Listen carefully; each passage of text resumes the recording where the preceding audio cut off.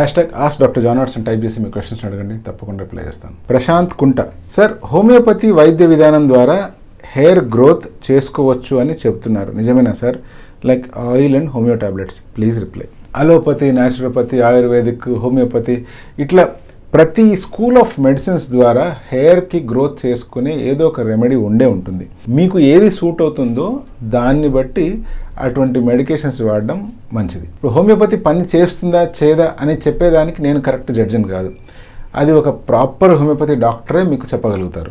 But మనం తెలుసుకోవాల్సిన విషయాలు ఏంటి అంటే, హోమియోపతిలో చేసే లైకోపోడియం అనే ట్రీట్మెంట్ ప్రత్యేకించి హెయిర్ థిన్నింగ్ని అండ్ బాల్డ్నెస్ని ప్రివెంట్ చేయడానికి హెల్ప్ చేస్తుంది అని చెప్తుంటారు. హోమియోపతిలో కాలియం కార్బోనికం అనే ఇంకో ట్రీట్మెంట్ ఉంటుంది.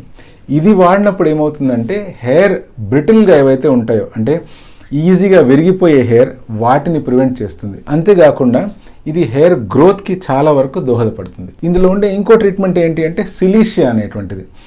ఇది వాడినప్పుడు ఏమవుతుందంటే హెయిర్కి ఉండే డ్రైనెస్ని ఈజీగా తగ్గించేసుకోవచ్చు.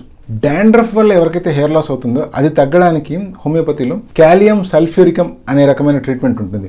సో ఈ ట్రీట్మెంట్ వాడితే డాండ్రఫ్ వల్ల ఎవరికైతే ప్రత్యేకించి హెయిర్ లాస్ అవుతుందో అది ప్రివెంట్ అవుతుంది. హోమియోపతిలో ప్రత్యేకించి చాలా వరకు హెవీ మెటల్స్ వాడతారు. దాంట్లో హెయిర్ గురించి వాడేటప్పుడు ఫాస్ఫరస్ కూడా వాడుతూ ఉంటారు. ఇది కూడా డాండ్రఫ్ రిలేటెడ్ ఇష్యూస్ని చాలా వరకు క్లియర్ చేస్తుంది. అంతేకాకుండా నాట్రమ్ మ్యూరియేటికమ్ అనే ఒక వండర్ డ్రగ్ అనేటువంటిది హోమియోపతిలో ఉంది. ఇది ఆల్మోస్ట్ రకరకాల స్కిన్ ఇష్యూస్కి, చాలా రకాల హెయిర్ ఇష్యూస్కి బాగా పనిచేస్తుంది. బట్ మనకు వీటన్నిటి గురించి నాలెడ్జ్ తెలిసినంత మాత్రాన మనం వీటిని డైరెక్ట్గా వాడడం మంచిది కాదు. మీకు గనక మిగతా మెడికేషన్స్ మీద నమ్మకం లేదు, ప్రత్యేకించి హోమియోపతి మీదనే నమ్మకం ఉంది అంటే, ఊరికే మీ హెయిర్ని అలా లాస్ అవుతూ చూసుకునేదానికంటే మీ దగ్గరలో ఉన్న ప్రాపర్ హోమియోపతి డాక్టర్ దగ్గరికి వెళ్ళండి. మీ సిచ్యువేషన్ అసెస్ చేసిన తర్వాత దాన్ని బట్టి వాళ్ళు ఇచ్చే ట్రీట్మెంట్ని ఫాలో అవ్వండి.